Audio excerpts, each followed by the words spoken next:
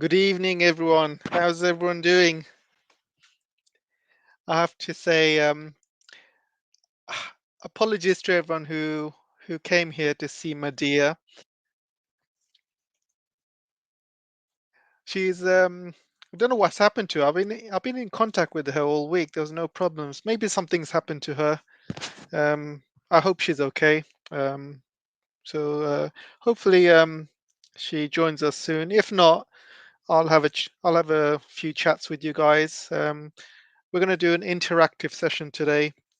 Um, I'm going to put this link on my Patreons and locals. If you guys want to join me, you're welcome to join me if you're there. So I'm just going to put it in now. Give me a second.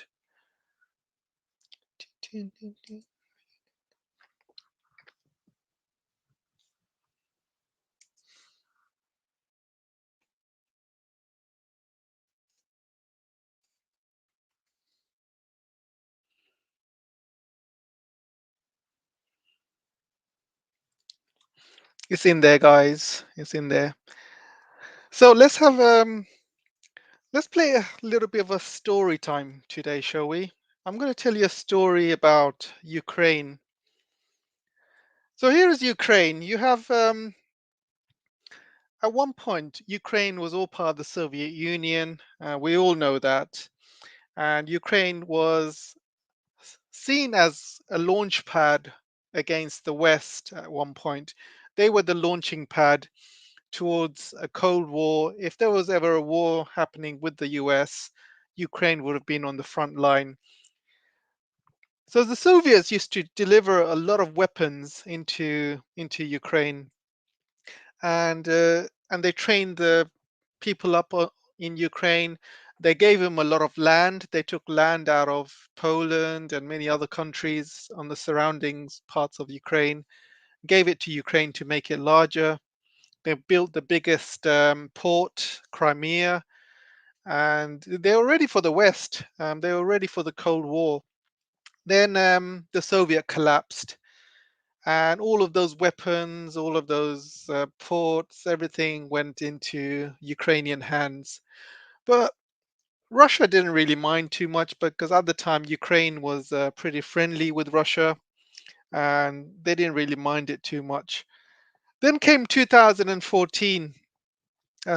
You had this coup happening, and the US basically pushed this coup because obviously they don't want to go into war with Russia because you are talking about an assured self-destruction here. You throw nuclear weapons at Russia, Russia throws nuclear weapons back at you. So it's more or less like it's basically self-destruction. And US didn't want that. The Europeans did not want that. So what they thought about is, how do we get to Russia and how do we get hold of all of these minerals and resources? Because Russia has got a lot of land, it's got a lot of minerals, the rare earths, it's got oil, it's got gas, it's got loads of agricultural kind of areas as well. So there's a lot of riches in Russia. So the West just thought, how do we get into Russia without starting a war directly with Russia? We have an idea. Why don't we use Ukraine and use Ukraine, kill every single last Ukrainian, and let's get Russia that way.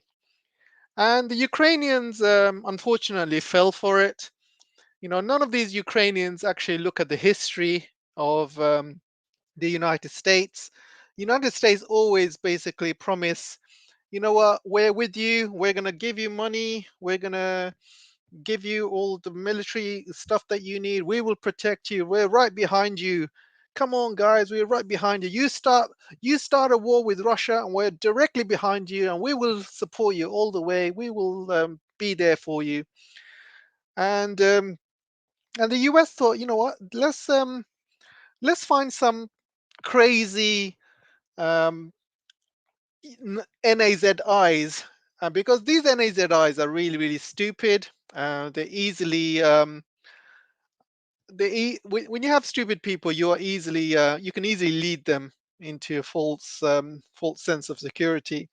So that's what the US has done. They said, you know what, let's find these idiots and let's push them into a fight towards Russia. So they did the same thing, obviously, with Afghanistan. They used the Mujahideens. In Syria, they're using Al Qaeda. So they have a very much, you know, the US has been doing that for years. This is like their proxy war. They find these crazy groups. They give them weapons. They cheer him on like cheerleaders, and there you go. And so they obviously been supporting these NAZIs, and then suddenly the US thought, you know what, we want Ukraine to be all ours. So why don't you get rid of all these pro-Russian people? They're mainly situated in Donbass and Luhansk. Get rid of them. Either if you start a war with them, they will go across the border, and that means that will leave all of Ukraine to us, and it's full of Ukrainians. Let's ban the Russian language as well. We don't want anything to do with Russia. Ukraine is all ours. It's going to be Ukrainians only, and let's do that, guys. We don't want any chance of Russia ever coming into Ukraine ever again. So the US basically pushed these guys into war with Donbass, with Luhansk. Russia went in and took Crimea, as they would, because Crimea is like a jewel to Russia, because that has all of the ports, seaports. He has access to the Black Sea. So it's very, very important in terms of Russia needs that Crimean ports, because these Crimean ports are the only ports which are not iced up, because the rest of the ports around Russia are full of ice, or they're not, or too cold. But these Crimean ports, they're very much operational, and Russia needs that. So Zelensky decided to cut off power to Crimea. So the nuclear power plant, which used to give nuclear power to Crimea, got cut off. The water into Crimea also got cut off, and Crimea was completely cut off from the rest of the Ukraine. So Russia had to deliver water and deliver energy into Crimea all of these years. It was very, very expensive. They also built a bridge that goes from Russia into Crimea, and these guys, they wouldn't stop fighting in Donbass and Luhansk area. So Russia decided to go in, and they decided to kind of go in and help their people in Donbass, in Luhansk, and I believe around 14,000 people were killed or something like that. And they were about to finish the job when Germany comes in, and France come in, and Germany actually had a very good relationship with Russia at the time, and Merkel had a good relationship with Putin, and she sat down with him, and she said, you know what, let's sort out a peace deal, and we'll sign this. We'll sign this peace deal, and we'll sort this out peacefully. And Putin agreed, and then obviously the Minsk agreements was agreed, and you had the second Minsk agreements as well. But Ukraine didn't stop, unfortunately. Ukraine kept pounding and pounding Donetsk and Luhansk, kept pounding. They didn't stop. They were told by the Americans, oh, don't worry, just keep doing what you're doing. Russia can't do anything. We have NATO behind you. We have US behind you. You guys can keep going. Russia's weak. They can't do anything. Even if they wanted. So get rid of all of these Russians. So they started to carry on ignoring the Minsk agreements. Then Zelensky obviously came into power, put in place by Victoria Nuland. And obviously, you've heard the tapes where she was choosing which should be the next leader of Ukraine. And then Zelensky, obviously, he was put into power because he knew Russian, and he also was a Jew as well. So he seems like a perfect leader. And he was put in to basically get some sort of peace deal with Russia. However, he was such a puppet. He just carried on doubling down on everything. and that's what happened. That was in 2014, and we're now in 2022. And beginning of the year, they still didn't stop pounding Donetsk and Luhansk. And Russia said, you know what, enough is enough. If you don't stop, we're going to put our troops on the border. And if you don't stop, we're going to start a war. And Ukraine was like, oh, they're not going to do anything. NATO was like, oh, don't worry, they're not going to do anything. US is like, they're not going to do anything. And then what's worse, they started talking about Ukraine's membership to NATO as well. And that was a complete red line for Russia. And they said, you know what, we're not going to allow Ukraine to join NATO over our dead body. This is a complete red line for us. And the US is like, yeah, so what? What are you gonna do, huh? And that was pretty much the attitude from the West. What the hell are you gonna do? Because the West has been arming Ukraine for years, ever since 2014. You have the NATO troops there training the Ukrainian troops. You had NATO weapons in there.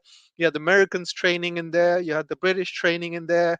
The whole of Europe was literally training the Ukrainians for mostly over 10 years, arming them to the teeth. Ukraine was actually one of the most powerful military countries in the world, mainly down to NATO weapons and NATO training. And they just completely thought that Russia could not do anything. Russia was too weak. There is no way that Russia would go into Ukraine. But they were wrong. Russia did go into Ukraine. And first, Russia thought, you know what, let's go into Kiev. The government will probably see all of our, trucks coming in, and they will probably give up, or they'll probably sign some sort of peace deal.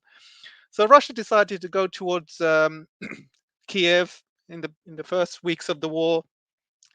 All their troops were scattered; they were all over the place. So Ukraine was able to um, put a lot of losses in the Russians for the first few weeks. But Russia thought, you know what, if we march into Kiev, I'm sure the government will give up, or they'll, agree to some sort of peace deal. Unfortunately, that did not happen. The Ukrainians gave a really good fight, and Russia had no choice but to move away from Kiev and settle their troops in Donbass and Luhansk. After the first few weeks of war, they decided to kind of stand their ground and take the war to the Ukrainians very slowly.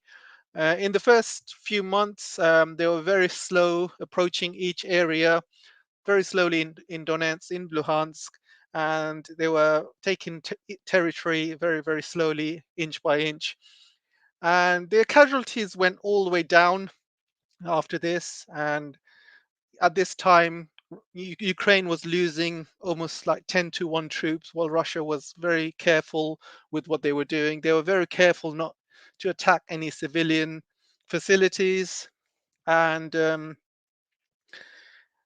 yeah, so you had the West basically playing this propaganda war. And every day you would see in the papers how Ukraine was winning and Russia was losing. Russia's running out of troops. Russia's running out of missiles.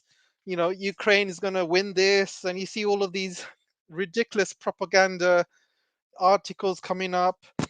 And to this day, Russia hasn't still run out of missiles. Russia hasn't run out of troops. Still to this day, there are a lot of papers which are coming out with these ridiculous stories about, Ukraine is still winning. Everybody was sick of it, to be honest. Everyone knew that wasn't the case, because how can you win a war when you have no air power at all? You know, Russia controls the air. Russia has all of these cruise missiles. It's attacking almost like 100 targets a day with cruise missiles. It controls the air. It controls all of the troops. It controls all the artillery positions. So there's no way that Ukraine would be winning. So this, first the first priority for Russia is to build up this um, land route from Crimea into Russia, and the second priority was to get water again from the from the northern parts, which of near Kherson. No, no, yeah, near Kherson. There is like a massive dam. I can't remember the river's name, but from there on, there's water directly goes into Crimea, and the power plant, which Russia has taken, also is being redirected to provide power to Crimea as well. So that was Russia's main priority: to protect Crimea at all cost, make some sort of land bridge, which they've done, and the areas surrounding Kherson, I mean Crimea. Russia decided to do, give the guys a vote to see if they want to be part of Russia or they want to be independent. Everyone decided to be part of Russia, and it was very much a legal referendum, and obviously the West doesn't like that. So that was the first priority. The second priority now is basically it's become a war of attrition, as our good friend Brian Berletic would say. A war of attrition is basically to wind down the Ukrainians as much as possible. It's not about territory. So the territory that Russia has taken, that is going to be their main priority. That is what they're going to keep, and this is where they're going to be basing all of their new troops. I think there's about 500,000 troops which are being stationed in those areas. So they are letting the Ukrainians come to them, and they are attacking Ukrainian positions with missiles, with airplanes, with drones, suicide drones even, while Russia are basically standing back and letting the Ukrainians come to them. This basically means that the Ukrainians are suffering more casualties than the Russians, and this is what war of attrition is all about: is when you basically cause so much damage economically and militarily to the other team that they have no troops left, they have no equipment left to fight, and that's what it means, war of attrition. So right now they're fighting some sort of war of attrition, but it's not going to last long. There's going to be a huge amount of Russian troops waiting near Kherson, and they have given up Kherson in order to set up their positions across the river. They have blown up the bridges, and they are setting up positions across the river. They are training up their new troops, and when they are ready, when the ground gets hotter. I mean, not hotter. When the ground gets colder, and when the ground gets harder, that's when Russia's going to attack. And I believe this attack is probably going to end the war. They will go all the way to Odessa. They will go all the way to Transnistria. They will block off Ukrainian access to the sea. And after that, Ukrainians will have no choice but to give up and surrender. And if they don't, then Russia will continue with this war of attrition. They will keep pushing into the east of Ukraine, take more agricultural land in the east of Ukraine, and eventually Ukraine will be left with a rump steak in the middle. Did I say rump steak again? I meant rump state. Rump state. I love my rump steaks. The problem with that is there's still going to be a lot of weapons coming into Ukraine through the Polish border. So what's Russia going to do about that? They can block all traffic from the sea because they'll own it, but they will still have a lot of weapons coming into Ukraine from the Polish border, and they would obviously hand lots of militants power and missiles and equipment to attack Russian positions from there. So this is what Russia's going to do. I believe Russia's going to keep the middle of Ukraine as a rump state. However, I think Russia's going to go all the way towards the Polish border.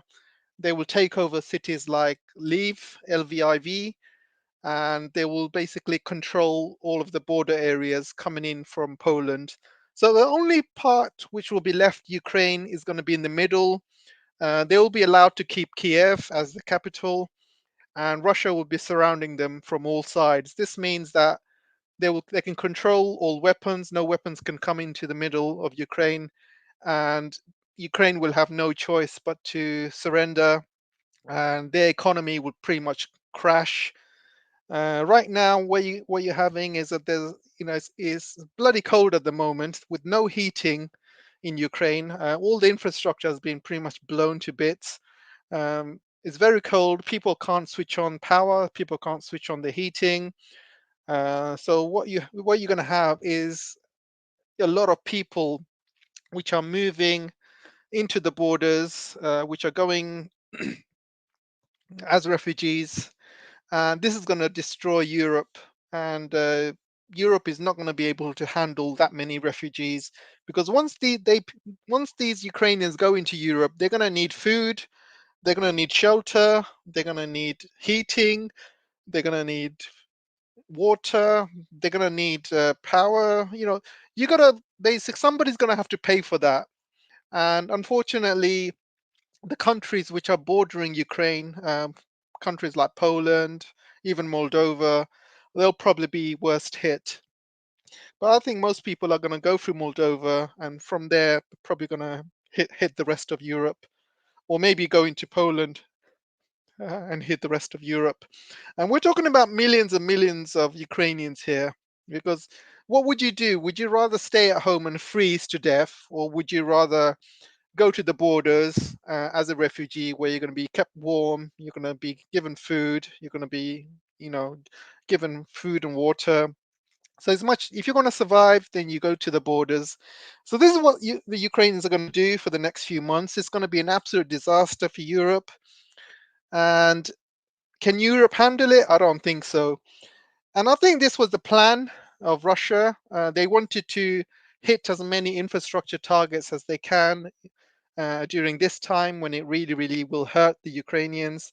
And the Ukrainians will flood Europe, and Europe will have no choice but to accept the Ukrainians. And Ukrainian people are going to be leaving Ukraine. Ukraine's not going to be making any money whatsoever because most people have left to the borders. Only people left are the ones who cannot go to the borders. We're talking about old people. So Ukraine's going to be pretty much finished, and and there's going to come a time when Europe's going to say, you know what, sod this. We can't afford this. We need to look after our own people. We can't afford to keep Ukraine afloat. We can't afford to give all this money to all these refugees. We can't do it. And I think that's what's going to happen, guys.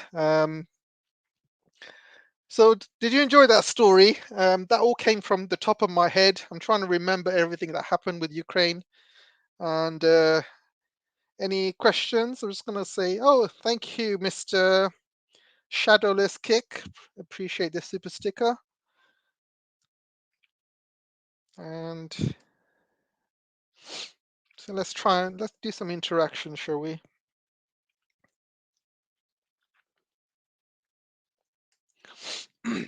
So let's answer some questions. There's plenty of Russian sympathizers left in Ukraine to form an obedient government. Remember oligarch politician pro-Rusky who was traded? He'll be back. He'll be the next chief. Yes, Ben. You made a good point. There still are there's a lot of pro-Russians definitely still in Ukraine, and people who were pro-Russian, they were pretty much have been silenced over the years.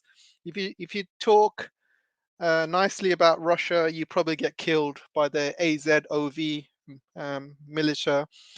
So a lot of people who have been keeping silent over the years will start speaking up, and I don't think this government will stay much longer.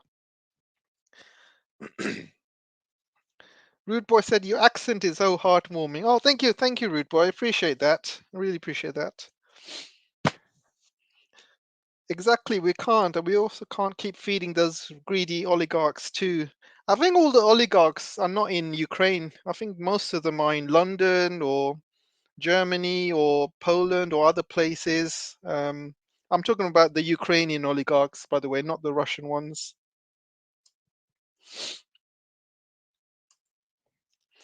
Hey, Frank. Let's see how it's going for the inept West. Economy crash, running out of weapons, and the final insult will be millions starving immigrants where you can't feed your own. Completely agree. Completely agree.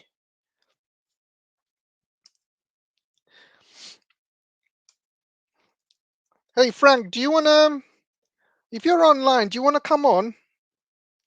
I'll send you a link.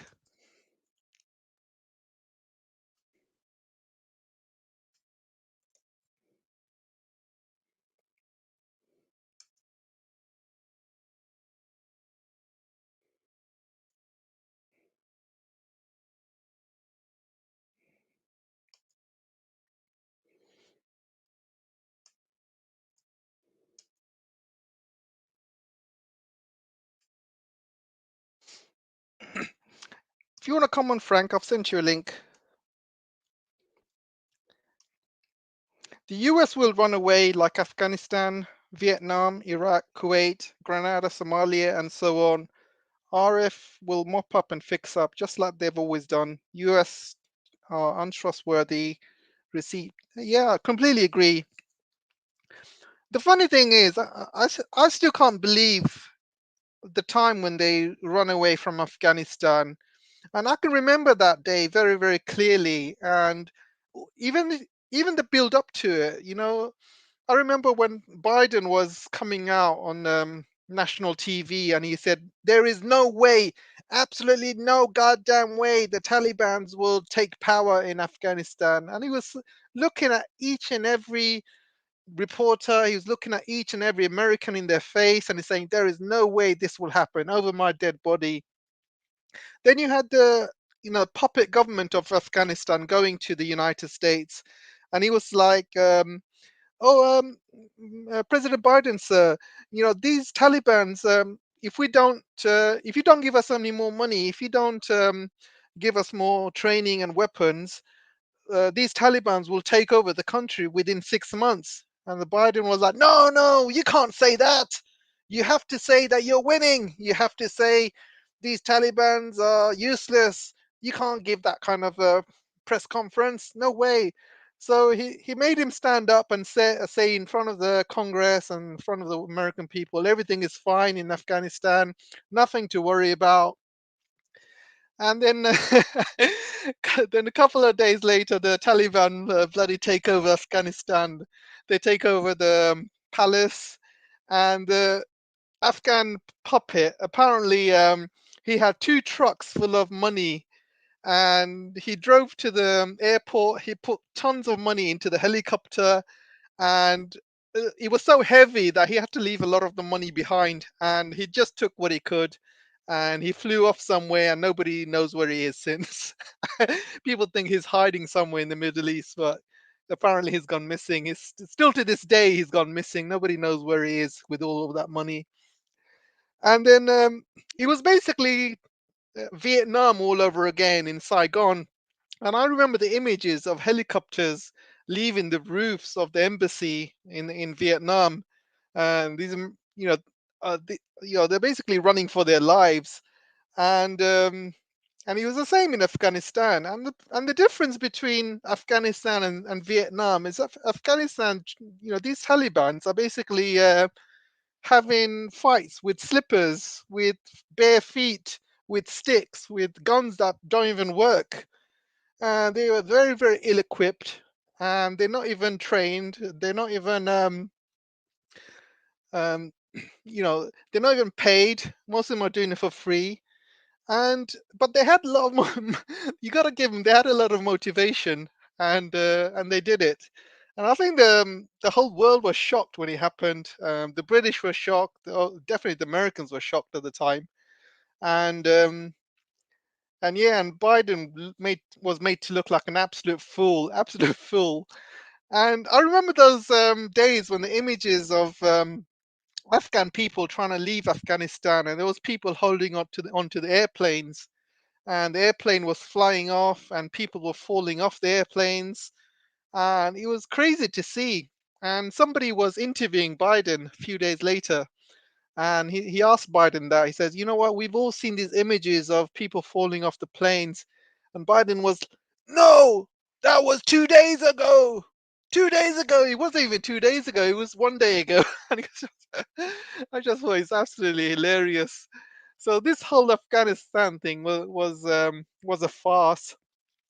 And the Americans had to leave Afghanistan with the tail between their legs. They left a lot of weapons behind. They left a lot of equipment, and we're talking about billions and billions worth of equipment, all the latest gadgets, X-ray goggles, machine guns, grenade launchers, stingers, helicopters, planes, tanks, armored units, you name it. They've basically armored the whole of Afghanistan. And they left Afghanistan in a stronger position than when they went in. Because when they went in, these Afghans, right, and Al Qaeda, they had next to nothing.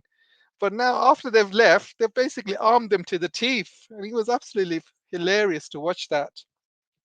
And you're right, it's the same everywhere. It's the same in Iraq, Kuwait, Grenada, Somalia, um, every single Sudan, even.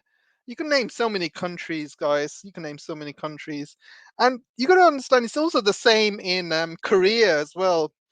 At the time when the US was fighting North Korea, and the Chinese joined in, and you got to understand the Chinese didn't have an air force, they didn't have any advanced weapons at the time, and basically with nothing, with no air force, with no advanced weapons, no tanks, no armored units, the Chinese managed to push the Americans all the way to the south of South Korea, all the way to the bottom, and then eventually the US, with UN help and air support, they managed to push them back to the border area, which is the median line, as it's called today, the demilitarized zone.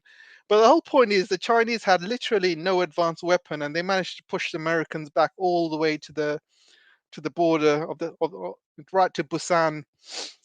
And you got to understand that the Americans left behind so many tanks and weapons and armored units, even planes and stuff like that. And Chinese were like, "Oh yeah, thank you very much." And it's basically, you do that, and now look at the Chinese military, how powerful it is now. Basically, sometimes in history things happen which push a country to um, real powerful state. I mean, it happened to the United States as well. After the Civil War, the United States became very, very powerful. And after the Second World War, which Americans had a very small, they were basically watching the whole world burn. I'm talking about Europe and other places like that, while the Americans were basically got strong. But the Americans got very, very strong after the Civil War, and they decided to invest in weapons and military. And this is why one of the reasons why America has become so strong now. And don't forget, guys, that Kuwait actually paid for United States military budget, a whole military budget, and we're talking about trillions. After the First World War, after the first, sorry, Iraqi war, Kuwait paid trillions, trillions to basically get the country back, and they paid off United States military, all the losses they've had. And since the first Iraq war, the American military just went up a notch. They went up at least maybe 2 or 3 notches above every other country, and they became the most powerful country on earth after that. But yes, things happen in history which make a country more powerful than ever. Same thing happened to Russia after the Second World War. Russia became the Soviet Union. I mean, sorry, the Soviet Union became very powerful after they defeated the Nazi Germany's. So sometimes, you win a war and it really pushes you as a country, and you become much more stronger for it. And this is one of the reasons why China is very strong. So same goes to other countries as well. So let's go to more stories. Putin is very clever to weaponize the Ukrainian refugees towards the West. Less casualty, more grief to the EU. Less post care for. Yeah, exactly, exactly. And I think this is all. Excuse me. I think this was all thought of and planned way beforehand. Um, I think. Um, yeah, I think it was all planned beforehand. Russia knew what they were doing, and they were waiting for the winter, and they're basically pushing the screws where it hurts, and they're waiting for the winter to come. And now is the best time to use refugees as a weapon against the West, against Europe, because end of the day, Europe cares about one thing and one thing only, and the West cares about one thing. It's not lives, it's basically money. Basically, it all comes to money. If it costs them a lot, they will basically give it up. They don't have an unlimited amount of budget when it comes to supporting Ukraine. Same thing with USA. If they feel that they're losing more money than they are making money, they will just give it up like a lost cause. They will say, you know what, enough is enough. We can't afford it anymore. It's the same with the Europeans, same with the United States. And this refugee crisis that Europe is having right now, it's going to cost Europe a lot of money, and this is going to accelerate Europe's demise. And it's just bad news for Europe all round.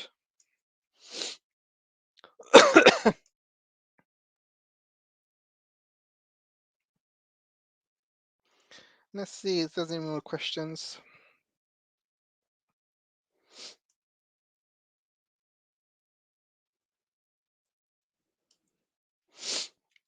Yeah, it's going to collapse the EU, definitely, if this refugee crisis still carries on.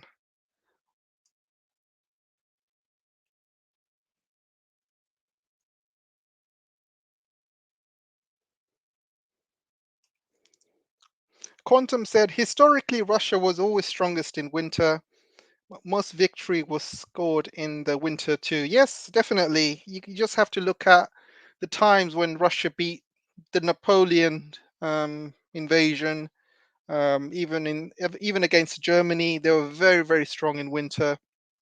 This is one of their strong points. Russia knows how to fight in the cold, in the snow.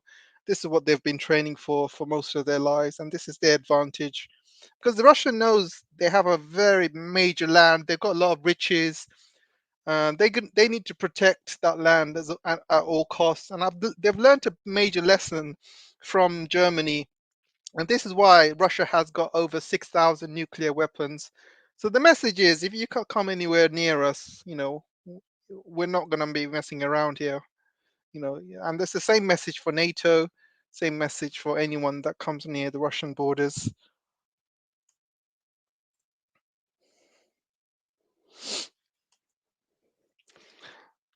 Kim says, I think I'm bad for making comments on YouTube, but live seems okay. That's strange.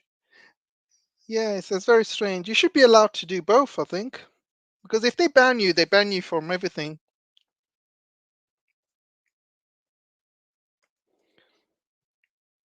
It says Kuwait has also stolen Iraqi oil for 8 years while the war with Iran was on. Oh, really? Okay, I didn't know that.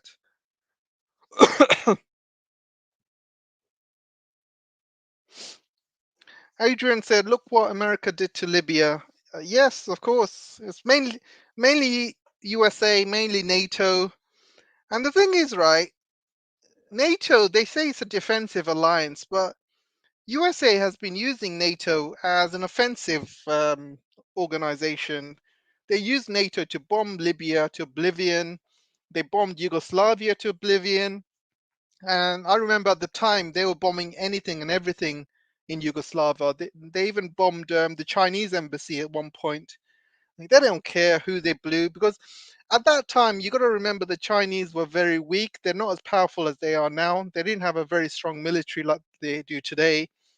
And it's the same thing with the West. If the West think they can bully you, they will bully you. You know, you can guarantee that NATO would never ever bomb a Chinese embassy now, because China is way too powerful now. If you're powerful, if you're strong, if you can defend yourself, NATO will leave you alone and the US will leave you alone. However, you're not safe from proxy wars or propaganda wars or color revolutions and things like that. They will attack you from other ways. They will use human rights as a weapon as well. And this is why they ignore North Korea. North Korea has been obviously building up its nukes, and the USA have literally left them alone. There's no threats towards North Korea. They're basically not even bothering to talk to North Korea, and they pretty much left them alone. But look what happened to Libya, right? Gaddafi made the big mistake in leaving. I mean, I read on the news when I was young that Gaddafi basically um, decided to give up on his nuclear weapons program and sign a peace deal with the US and peace deal with Europe. So the whole world was celebrating at the point at that time, and everyone was saying, "Yeah, what Libya is. We're going to release all the sanctions against Libya." A few years later, what did they do? They bombed Libya to oblivion, and they did the same thing to Saddam. And you can guarantee if Saddam or Libyans had nuclear weapons, there is no way they would attack those countries. No way. If you don't have nuclear weapons, they will attack you. So if they think you're weak, they will attack you, and that's what the military-industrial complex do. That's what the Europeans do. That's what the West does. If they think they can attack you and get away with it, they will do it. But if they think you will fight back or you're strong, they will leave you alone. But they will get you in other ways. And this is what they've been doing to China. This is what they've been doing to Russia with the proxy wars, and that's what they've been doing to Iran, obviously.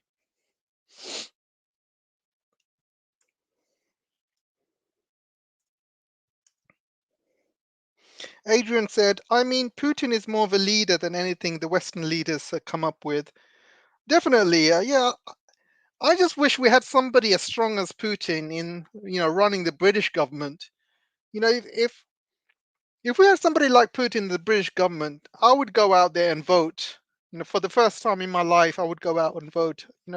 I've never voted for anyone in Britain because I don't trust any of them. I don't believe in any of them. And yeah, I just wish we had somebody like that. All we need is a good leader who's got common sense, who can stand up.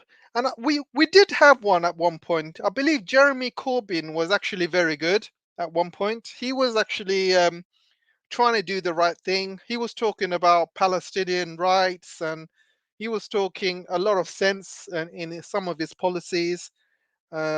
I was too young at the time to understand what was going on, but reading up on kind of some of his statements he made, and the reasons why he got kicked out of the British government. And I'm just thinking, this is one guy who could have made a difference to Britain. And I'm not saying he would have, but I think he's much better than any other, people we have at the moment. We're talking about Sunak, Boris, Keir Starmer, much better than any of those. And even George Galloway, I would have definitely voted for him.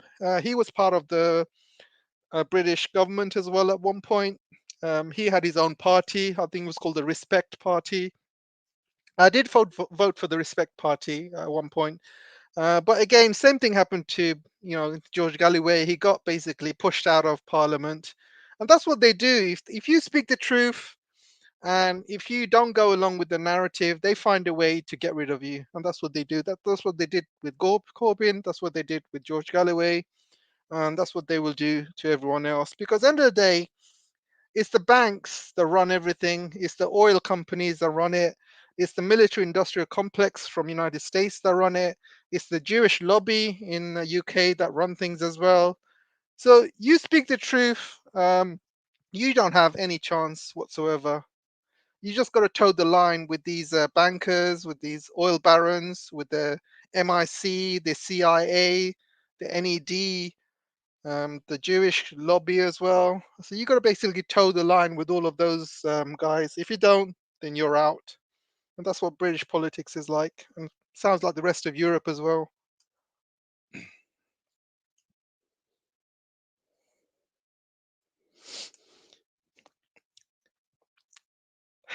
One question from Pikachu. Head of the Canadian Electoral Commission recently admitted that there is no Chinese meddling, totally debunking Trudeau's pretext to confront Xi, and still came away with a total dick. Yeah, of course. Yeah, I saw all of that. Trudeau, man, I don't know how the hell he became the leader, even how he got re-elected. I have no idea. I mean, that guy's got no skills as the leader. No skills, no diplomatic skills, an absolute puppet. and it's just like a little spoiled brat, like a spoiled kid running around. And when he met Sunak in the G20, them two just hit it off. Them two like long lost buddies, and you couldn't separate them. They're both like best friends. They're like holding hands, wearing matching shirts, drinking, partying together. You name it. Those guys are a joke. It's like Dumb and Dumber.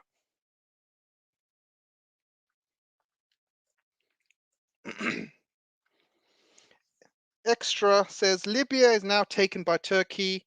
They made deals on gas. The Egyptian president made also deals now. Greece was also pissed Erdogan out. Raymond says, wonder if China can build bots to help demine Vietnam and Cambodia if it's not already happening. I believe China is helping Vietnam and Cambodia demine their country because, yeah, you're right. I mean, 60 or 70% of the country is still unoccupied, and they cannot occupy it because there's basically unexploded bombs and mines everywhere. And a lot of the areas got, destroyed by Agent Orange and other chemicals. So you cannot even live there. All the water's probably, all the water's been basically been destroyed. So yeah, it's not good, but hopefully Vietnam is on its way to get out. Um, give me a second, guys. Somebody's calling me.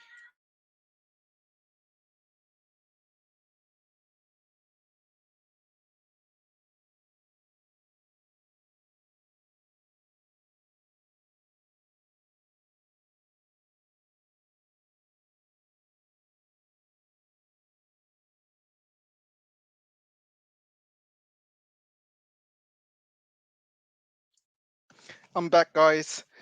Yeah. So one of the things about Vietnam is they have agreed to this high-speed rail link that's going to go all the way through Vietnam into China, and I believe Vietnam and China agreed to this deal only like a few weeks ago. And it's a very important deal. And part of this deal would be to go across Vietnam into China. And China would be obviously helping demine and demissiling the route as well. And that would be all part of it. But it's a really, really good news for Vietnam, really good news for China, because this means that Chinese high speed rail links will go all the way through Vietnam and eventually will join up with Cambodia.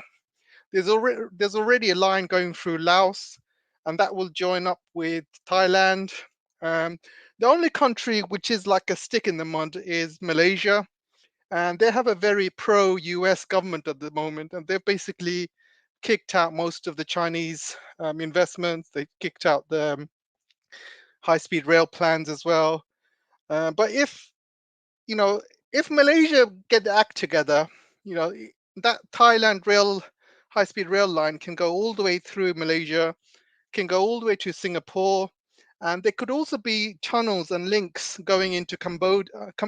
Is it Indonesia? And from Singapore, from Malaysia into Indonesia, that area is actually not that far. You can easily build a tunnel or a bridge between those countries. So that would link up most of the Southeast Asian countries and in the future. And if that ever happens, then that will make all of Southeast Asia, the ASEAN countries, very, very powerful. And they would be ruling the world, because if you have rail links which links up all of these countries at once, imagine how much the GDP would rise in all of these countries, how much trade would happen between them. The whole world's trade would be, going from that area. So if that ever happens, that'll be amazing. But I think it's on its way at the moment. Obviously, now Vietnam's joined up. Soon Cambodia will join up as well, and it'll link up to Thailand. Malaysia will have no choice but to join up with this high-speed rail link, because otherwise they're going to be left behind. They're going to see how Thailand's improving, how Laos is improving, Vietnam, Cambodia is improving, and they'll basically have no choice and think, you know what, we don't want to be left behind, so let's join up this high-speed rail link and move forward.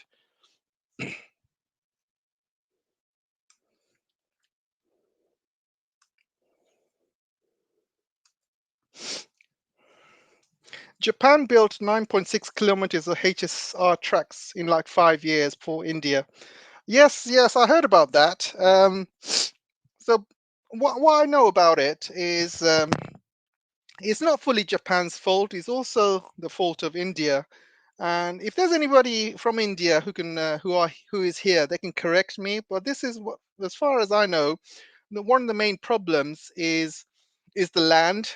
You obviously have to build these high-speed rail links, you have to buy the land and build these rail tracks. Because for you to build high-speed rail tracks, it's got to be straight.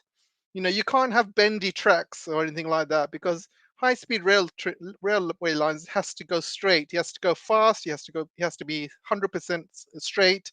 So you can't go around any land.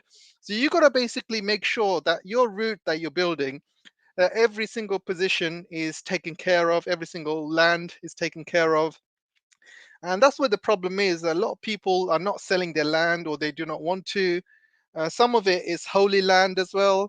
And also, they have a lot of problems with cows in India, because cows are like holy animals in India, and cows roam around a lot. So one of the problems they have in India is when they build train lines in India, these cows basically go into the lines and they get basically smashed to smithereens. So they have a lot of problems with cows, and so that's another problem. What they're trying to do is get these farmers to sell their cows, and what they do, they move the cows to another area and stuff. It's very, very complicated. It's not as easy to build a railway line in India. There's so many people who do not want to sell land. There's the problem you have with cows. There's also a lot of problems with corruption as well, and there's so much problems, guys. And I think, you know Japan has definitely regretted their decision. At the moment, Japan is losing money. They agreed to this deal, and Japan has been waiting around for India to get its act together, and unfortunately, it hasn't happened. So Japan has been making a big loss in this project, and this is why Japan basically asked India for more money, and India has said no. So basically, India said no, and Japan is like, all of these delays are down to you. It's not down to us. And so at the moment, they're arguing and trying to renegotiate the contract. But you're right; they've only built 10 kilometers at the moment, and obviously, there's more than 200 kilometers still to go.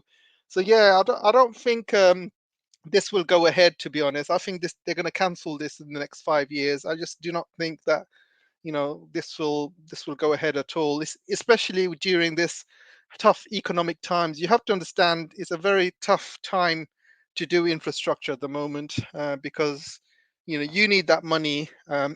Even the British infrastructure, the HS2 line, they're thinking of cancelling it. They have already spent 60 billion pounds on it already, and it's been a complete waste of time. The British HS2, uh, they've cancelled so many lines. Originally, the line was supposed to go all the way from London to Glasgow in Scotland. So the first thing they did was, this budget went up to like 130 billion, and the British government was like, "Oh no, that's cost too much. Let's cut some routes." So the first thing they cut was from Manchester to Glasgow. They cut that line first. They said, "You know what? Let's save some money." And then eventually they cut another line which goes from Manchester to Leeds, I believe. They cut that line, and then they started cutting other lines as well. Started making more shortcuts, and it's come to a point now where they have spent over 80 billion pounds, and inflation is going through the roof. The cost of materials is going through the roof, because most of the materials they have to import it from China and other countries as well.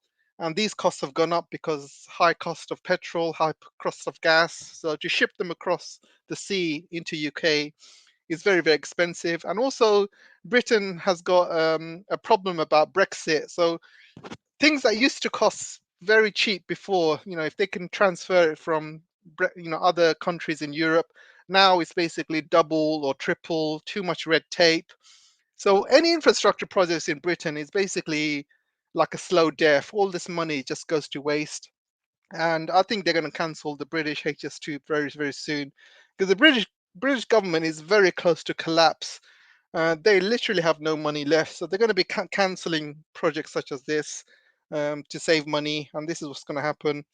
So it looks like a lot of projects around the world are going to be cancelled.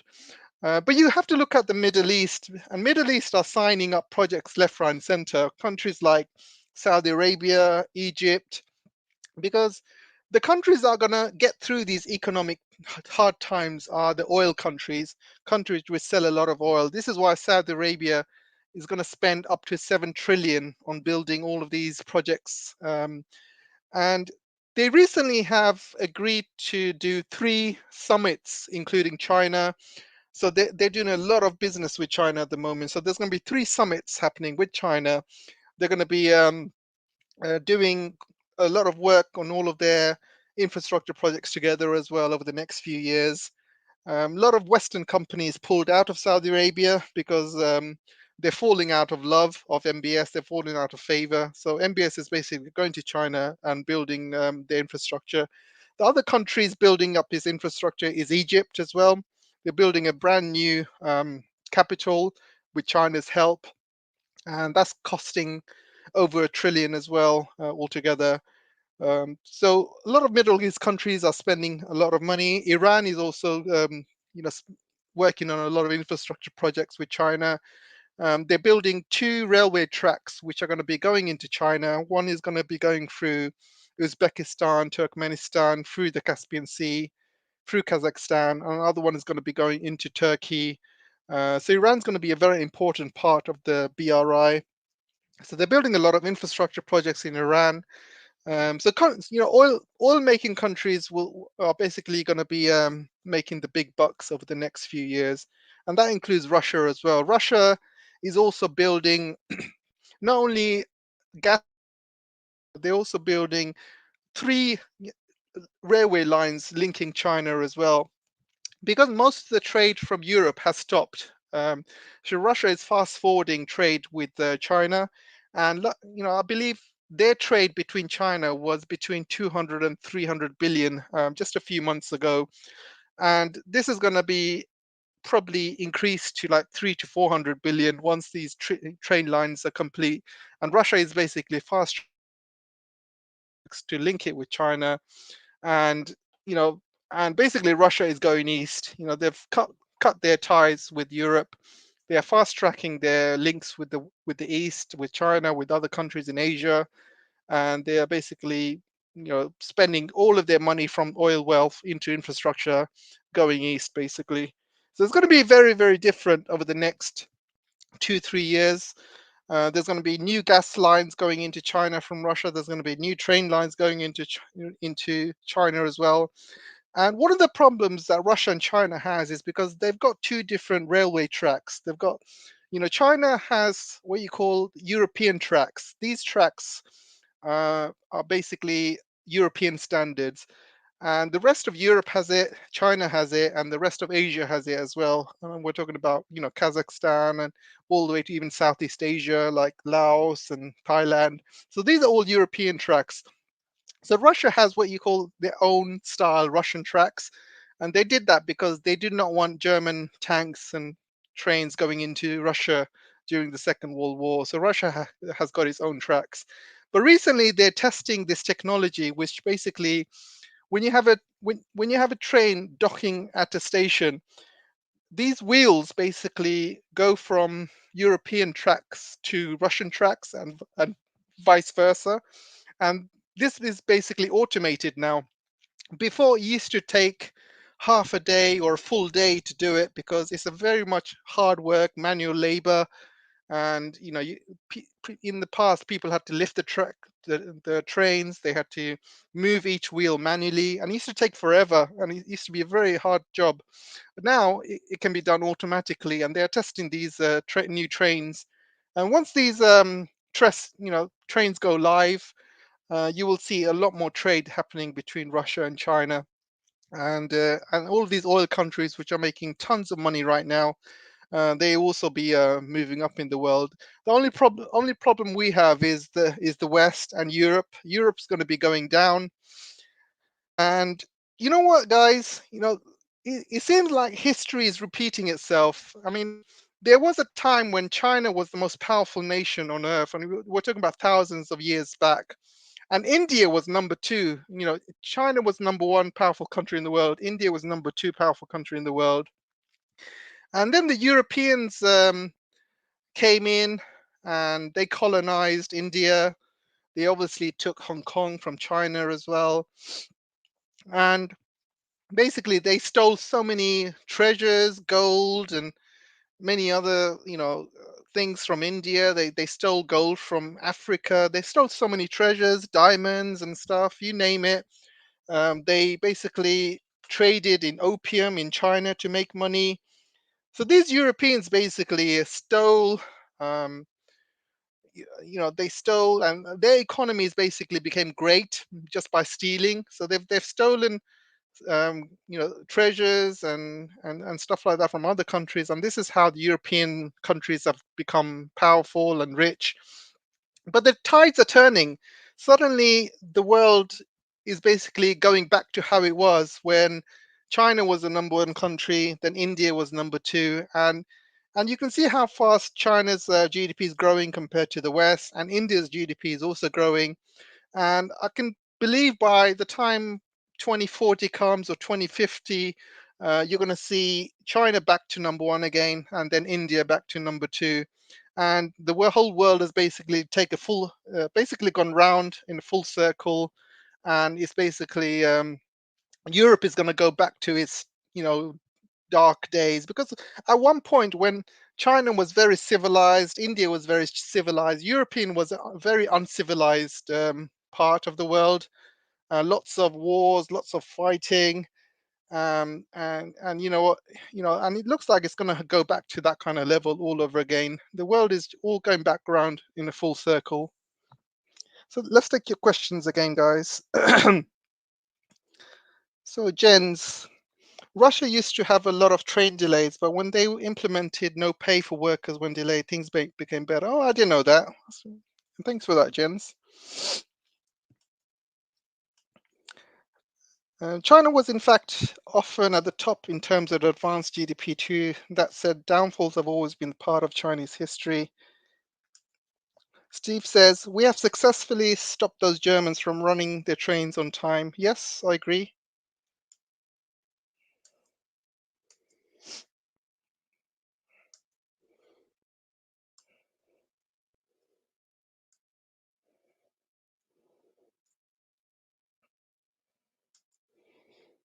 Yep, of course, Rude. USA has 80,000-kilometer train tracks.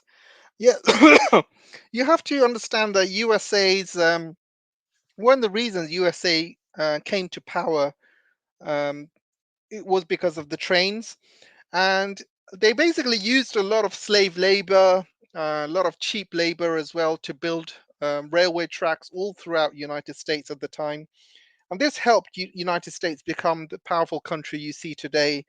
And don't underestimate the power of infrastructure, guys. You build a railway line between two cities, you can move goods back and forth, you can have workers going back and forth.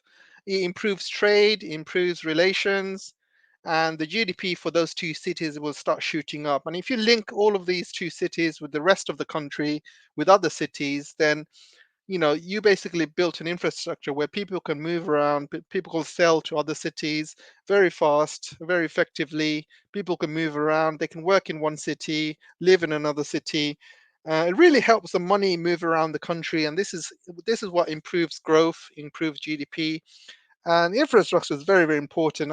And United States is probably the first country which has used infrastructure to its full potential. And back in those days,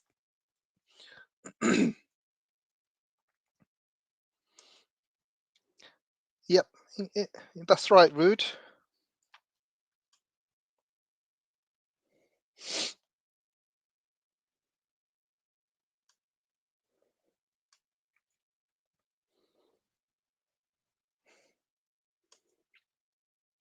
Shadowless cake. Yes, China helped build Egypt's new capital.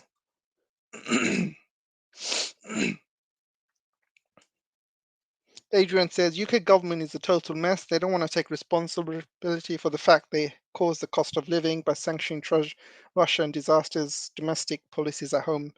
You're right, Adrian. Absolute mess.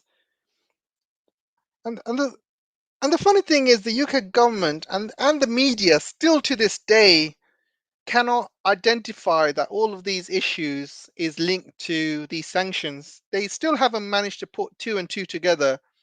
They think all of these inflation and all these problems that's happening around the world is basically automatic. It just happened automatically, just like how basically Russia went into Ukraine for no apparent reason. Apparently, one day Putin woke up from his bed and was in a bad mood and decided to invade Ukraine. And according to media, according to British people, that's why Russia's gone into Ukraine. They still to this day cannot put two and two together.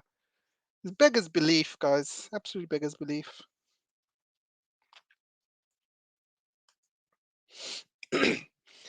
Jen said, I stopped selling to the UK. Their toll rules are criminal. £100 minimum for on any imports, even a hairpin. Yeah, it's absolutely ridiculous. Britain is on its way down.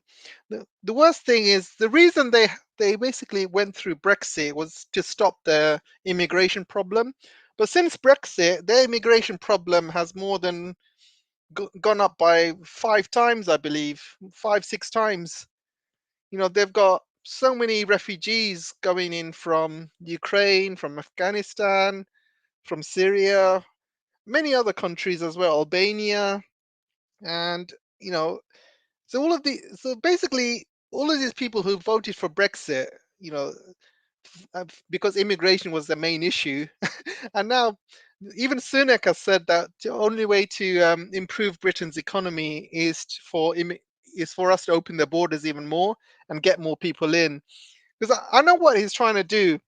He's looking at countries such as China and India, and you've seen how much people there are. For example, in India, you have 1.4 billion, 1.5 billion.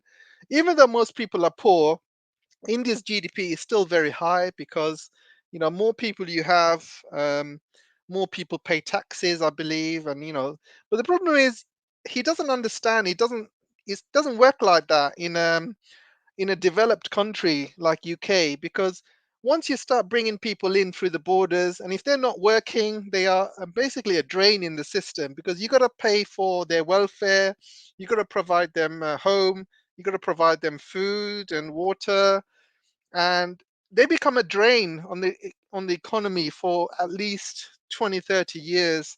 And right now Britain cannot afford to look after all of these people coming through the borders. They're not going to be working, they're just going to be sitting at home. They're going to have free accommodation, they're going to have free food, they're going to have free service with the NHS. And Britain cannot afford to basically look after all of these people for the next 20, 30 years. This did work back in the day, back in the day in the 1950s and 60s. They opened the border, they let a lot of people in, but it worked back then, right? Things were different back then.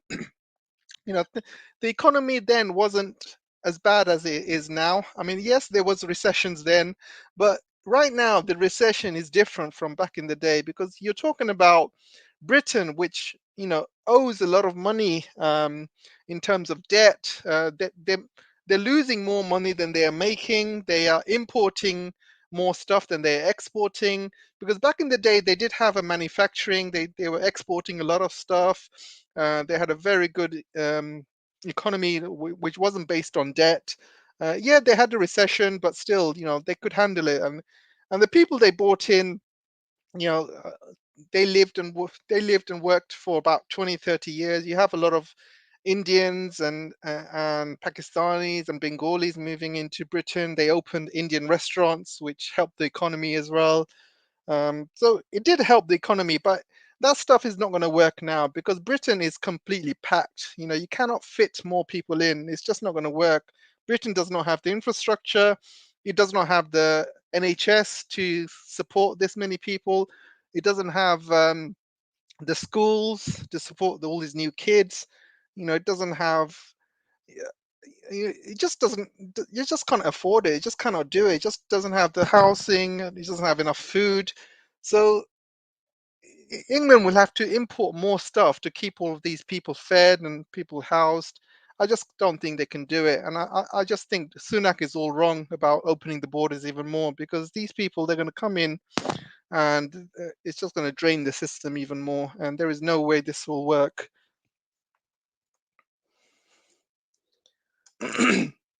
So let's go for some more questions.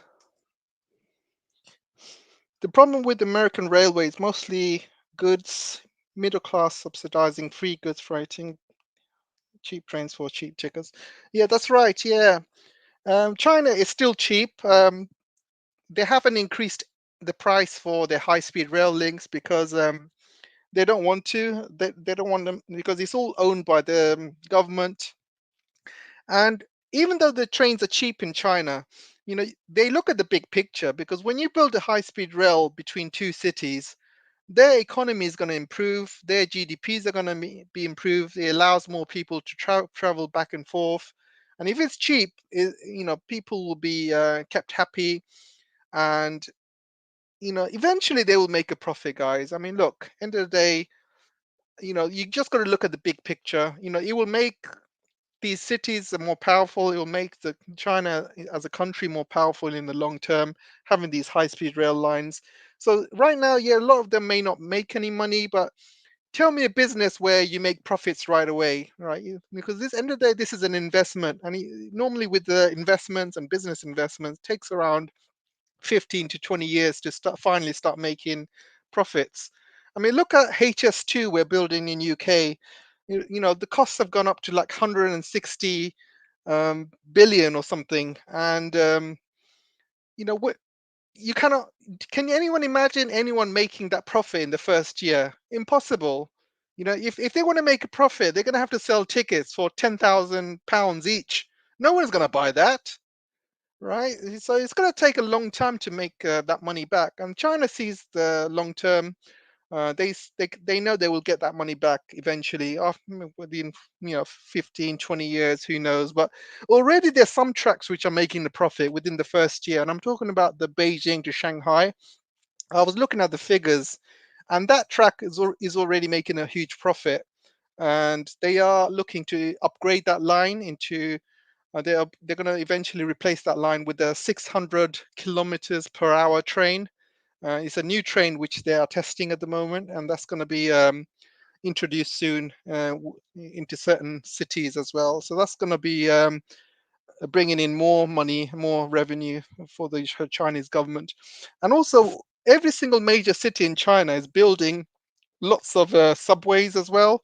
And they are building subways like they're popping them out like babies. And you know, in UK, we take like our last like the latest one, which is the Queen Elizabeth line, that took more than 20, 30 years to build. And the one before that was the Jubilee line, that took like 10, 20 years to build as well. So these infrastructure subway lines take forever in UK. But in China, they're like, you know, they're just basically dropping them like flies. They're just coming out every few months or every few weeks. Like Shenzhen's got so many subway lines. As you know, you got basically Shanghai's got building 2 or 3 subway lines every single year. New ones are coming out. Same in Beijing, and it's unbelievable the speed they're building these subway lines. And more subways, and more train lines they build, the more money they will make because you're talking about 1.4 billion people. And also, you got to understand that China's been in lockdown um, for a number of years now. So when they open up, you will see, a lot of Chinese people traveling all over China with these train lines.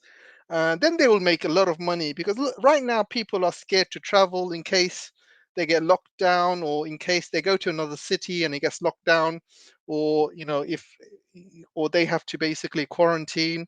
So a lot of people are scared to travel, but once it's fully opened up, you will see a lot of people start traveling all over China. That's going to bring in a lot of money because we're talking about 1.4 billion people here, and when 1.4 billion people start, paying money for all of these high-speed rail lines and stuff, just imagine all the money just coming through. So what China is doing now, they're just building all of the infrastructure first. They're building all the train lines, and once it opens up, then you will see the huge influx of money coming into the country.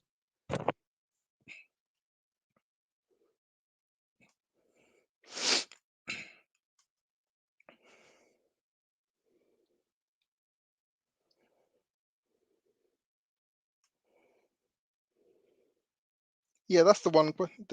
This line is definitely making a profit. Ukraine will definitely not be supplied with Patriot air defense systems. Reuters writes about this.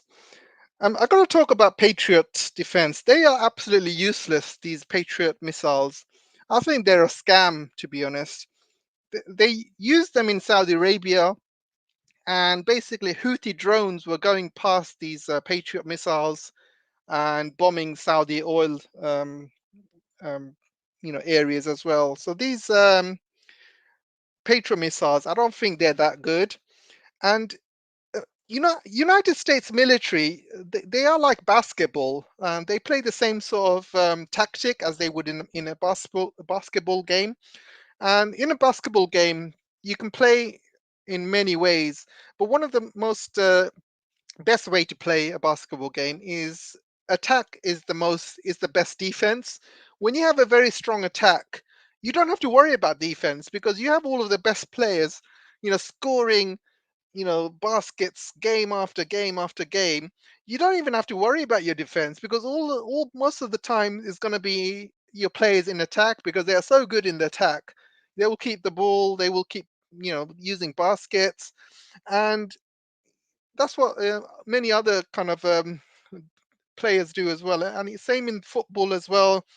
Um, you have teams like Barcelona, where they keep the ball and they believe attack is the best defense. And that's why Barcelona, you will see a great attacking team, but in terms of defense, you won't see many good defenders because they can keep the ball, they can score goals. They got Messi in the front of you know, um, the goal scoring charts. And I'm talking about Barcelona back in the day, not Barcelona today. I mean, we're talking about Barcelona maybe 10 years ago when they were the best team in the universe. And they had Messi in his prime.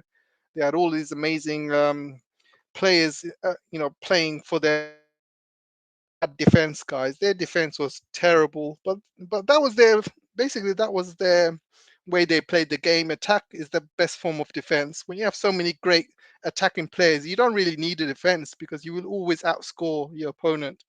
And that's what the United States is doing. They don't focus on defensive weapons like Patriots. Imagine the military industrial complex. They get excited when they build new attacking weapons. They build for example, a new plane, for example, a new a bomber, a new they're building a B-21, which is an upgrade of the B-2. They have all of these new aircraft carriers coming through as well. There's anything to kind of project the power, anything to as anything as an attacking weapon, they're very very good at. But in terms of defense, it's not very attractive when you think about defensive weapons because at the end of the day, who's going to attack United States? No country right now in this world is capable of attacking United States or stupid enough to attack United States. So that you don't really need to worry about defensive weapons. You don't need to worry about your Patriots being that good because no one's going to really test the Patriots, and this is why they've not been these Patriots have not been tested. But in Russia, they have the best anti-aircraft missiles, the S-400s, the S-500s, S-550, for example, and missiles because Russia cannot compete with the United States when it comes to aircraft carriers, when it comes to airplanes, when it comes to F-35s and stuff like that. So instead, Russia focused on its defense more. So it focused on air defense. This is why they have their S-400s, S-500, which are the best in the world. They focused on hypersonic missiles to take out aircraft carriers. So they basically focused on other things rather than America's focused on offense, and Russia's basically focused on defense. And and when it comes to China, they're doing both. They are having an offensive plus a defensive as well. They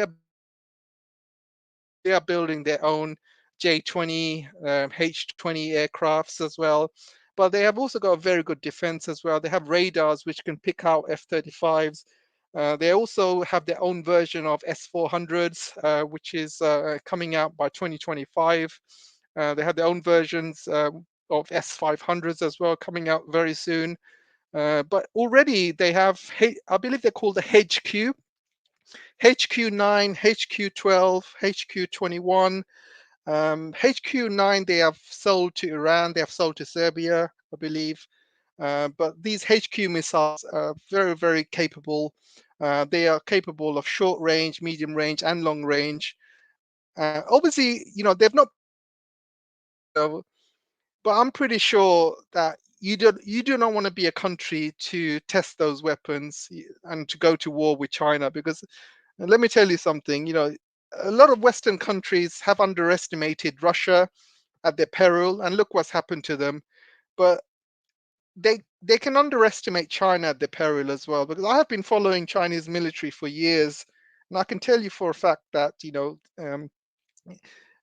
in their borders, in China's borders, no country can you know can take over what China has done and take over. I mean, it's going to be almost impossible to support Taiwan if there was ever a war in the Taiwanese Strait, because any country that needs to go near Taiwan, they're going to have to send aircraft carriers. They're going to have to send ships. If they come anywhere near Taiwan, they're going to be blown out the water. China is also building all these underground submarines as well. They're basically going around the South China Sea, monitoring for other submarines as well. They have a huge drone arsenal, underwater drone arsenal, flying drone arsenal as well. Companies like DJI are churning out drones like thousands per day. China is very, very powerful. Their new fighters like the J-20 is now being tested with air, airman drones, which is like wingman drones, they're called. So you have one J-20 with two seaters, and one guy's controlling like 4 or 5 drones, and the other one's flying the plane. And this is basically the sixth generation style aircraft. Tempest is a British sixth generation fighter jet, and they've already spent 100 billion on it. And this was their concept basically. You have one plane with 2 seats, and the second seat you control drones. You control 5 or 6 drones, and these drones are going to be hypersonic. By the way, they're not going to be flying the same way as you. So they're going to be used as basically decoys. They're going to be used to stop other missiles from hitting you. They're also going to be used as spying, surveillance as well, scouting missions as well. So these sixth generation flights, it's going to be a very, very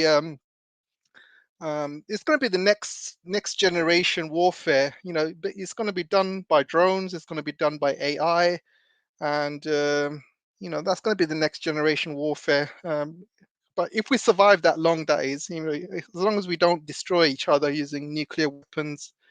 But that's another story. Let's move on anyway.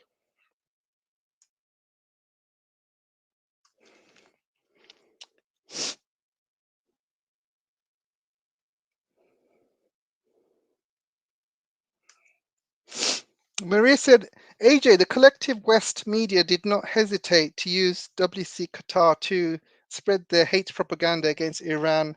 I was just watching some supporters crying and begging for liberation of Iran.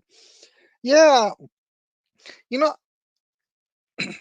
with Iran, basically, you know, you know, they're doing the same thing they've done to all other countries they don't like. You know, if they don't like you as a country, they will basically push all of these protests. They will push these color revolutions. They will push these riots. They've done the same thing in Hong Kong. They've done the same thing in Kiev. They've tried to do it in Kazakhstan, I believe. You know, they're going to be doing this all the time. And you got the Arab Spring, I remember as well. The West loves to, you know, destabilize a country from within. And yeah, yes, it's an absolute end of the day. A lot of people are still falling for it. You know, there's I can't believe people are still not wise enough in the world to realize they are being used as pawns by the you know CIAs and other organizations. They're just falling for it. But you know, probably a lot of people are desperate in Iran, and they're desperate because they have been heavily sanctioned for years. So probably a lot of people are frustrated. Um, have the life and or the jobs, and this is what happens to a country when you sanction it. You know, it does cause huge economic impact to that country, and the youngsters probably growing up like that probably had enough as well. A lot of people frustrated.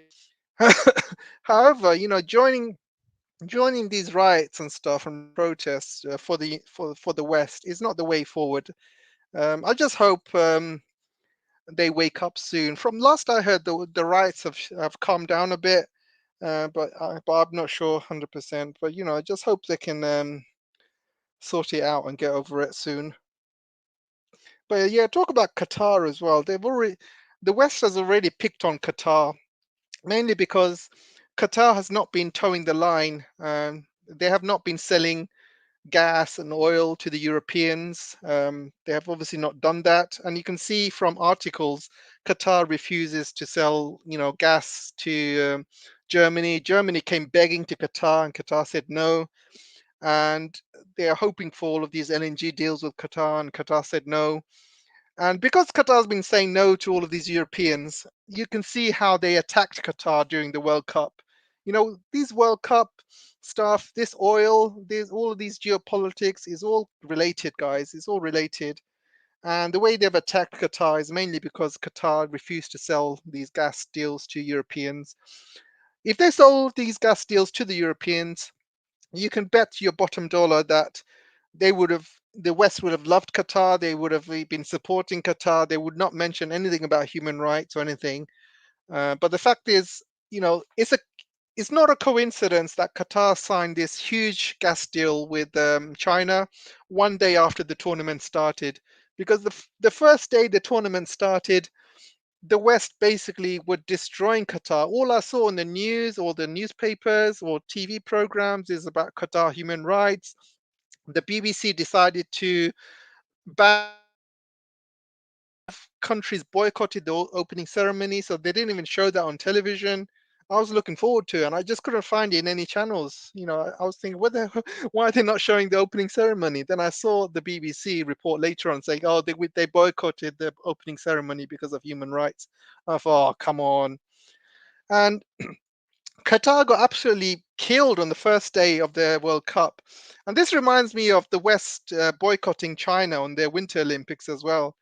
And then one day later, Qatar said, you know what, enough is enough. Let's just sign this deal with China, screw the West. And that's what they did. They signed this huge deal with China. They agreed to a good price. You know what, screw the West. You know, screw these guys. Who needs them? They basically embarrassed us on our biggest day. You know, how often does the World Cup go to the Middle East? You know, look at the history. Never. This is the first time the World Cup has gone into the Middle East. The first time. So the world should is about, right? You know, it's called the World Cup, and it needs to be gone. It needs to go to different continents. It needs to go to different countries. You can't just stay in Europe all the time and United States. You know, how many times have they played it in Europe? How many times have they played in the United States? You just look at the history. Probably about 80 or 90% of the time.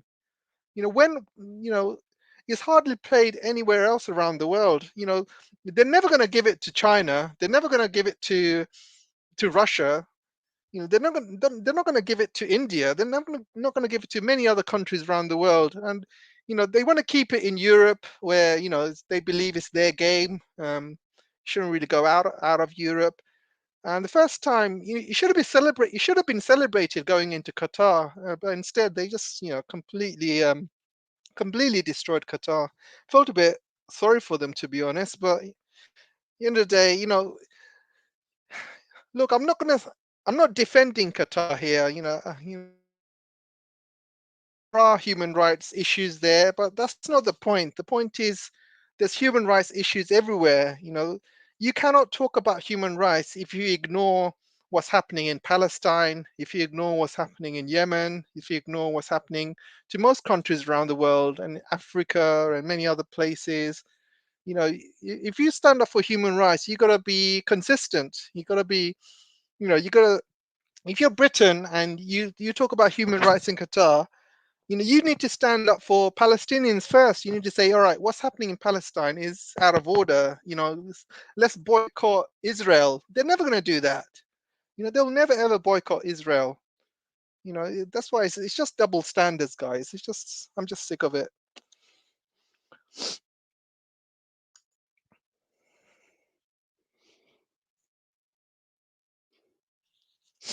Yeah, exactly, Jenny.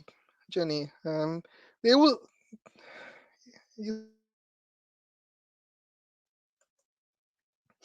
Maria says, AJ, Europe is a garden. Remember, exactly. How about Palestinians and people of Yemen? Exactly. End of the day, right? Borrell said Europe is a garden and the world is a jungle. I mean, I'd rather live in a jungle. What he got, look, compare the garden and compare the jungle, right? If you think about it, a garden is just a small space in your back of your house, and you cut the grass, or you basically landscape it or something, but it's only a small area. But if it when people talk about jungle, we're talking about a huge area of trees, of nature. you know I don't know about you, but I'd rather be in a jungle with all the animals and nature and trees and stuff, rather than being in a garden, back of a garden where everything's landscaped. And yeah, I think he's got it wrong. The jungle is the place to be, not the garden.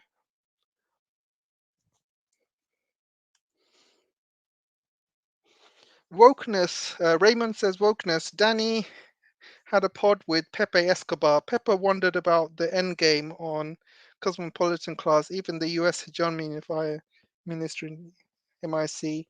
Oh, yeah, I need to catch up on that Danny's live stream actually. I'll probably catch up after this call. Yeah, I think that looked quite interesting with Pepe.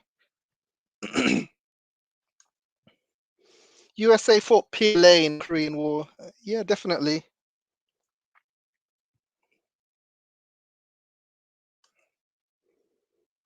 FIFA, UN, IMF, WHO, WEF, the same shit. Um, yeah, I'm not sure. Yeah, I'm not sure really. I mean, yeah, look, I know FIFA is corrupt and stuff, but I would have put them in the same league as WEF. I mean, WEF is right up there. Um, they're trying to control the world, but what FIFA is trying to do is just control football, I guess. But yeah, I do get your point.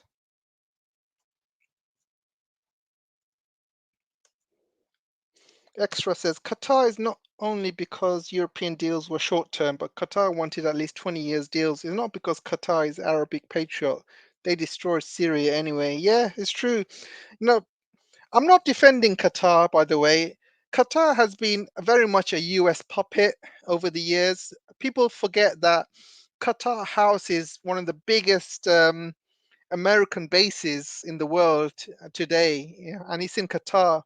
And they use this military base in Qatar to as a launch pad to attack Iraq, to attack Syria, to attack obviously Iraq again, and also to attack Afghanistan.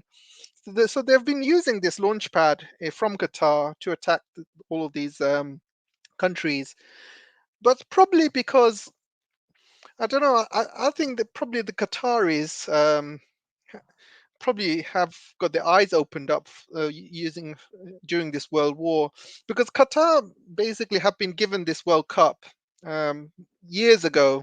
We're talking about more than 10 years ago, and they had to be on their good behavior. And I think because they knew they were hosting the World Cup, they had to be on their best behavior to the West. And also, there was a time when Qatar was sanctioned by Saudi Arabia as well. Trade war going on between Qatar and Saudi Arabia. So Qatar, because Qatar did not want to be isolated, they decided to shake hands with the West. So this is why I think during that time, Qatar made a lot of deals with the West. They agreed to the American base in Qatar to be much bigger than what it was back then. They agreed to a lot of things from the United States. They agreed to a lot of things from the Europeans. And since then, Qatar and Saudi Arabia have good terms again. But Qatar have been, because of that, they were scared of being isolated from the rest of the world. That's why they kind of shook a lot of hands with West. I think they were forced to do that. But this World Cup has basically opened their eyes a bit.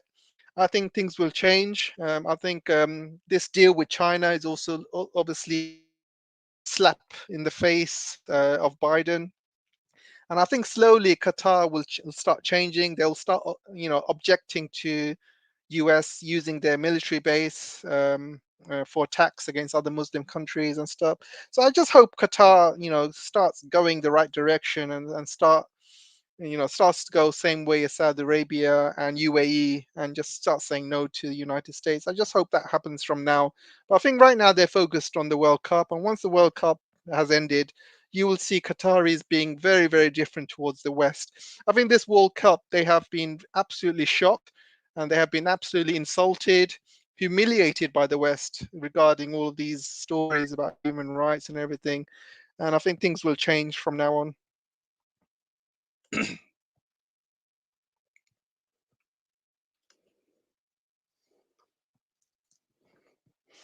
Every country's people have something to add to the better world. Sanctions do nothing but hinder the goods of good people. Exactly. Sanctions, all sanctions do, it just hurts ordinary people. They never hurt the government they're intended for. I mean, they've never hurt the government in North Korea. They've never hurt the governments in Iran. They've never hurt the governments in Venezuela, in Cuba. Those governments are still in power. Affect them. But what it does affect is the people. And during COVID, especially, a lot of people, could not get access to medicine, COVID vaccines, because the West basically decided not to sell it to sanctioned countries. So I think things like that is very, very cruel. If you're a sanctioned country and the world basically says no to COVID vaccines because you're sanctioned, I think that's absolutely cruel. All you're doing is killing the people. You're not hurting the government whatsoever. When you do things like that, it's what you call murder, guys. I wouldn't even. You're basically murdering innocent people.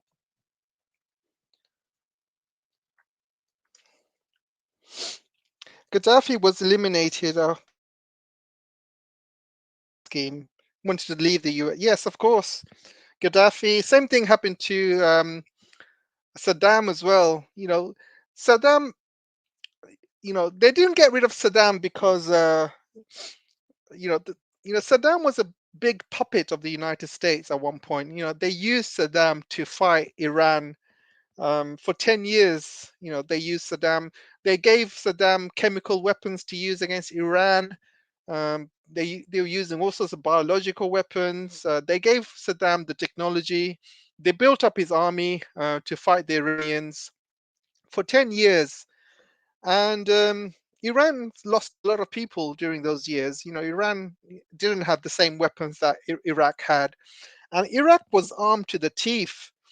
And and before Saddam went into Kuwait, there's some books out. I can't remember the name of the book, but US gave Saddam the go-ahead to go into Kuwait, and he called the Americans and he said, "Look, Kuwait, historically, Kuwait is ours.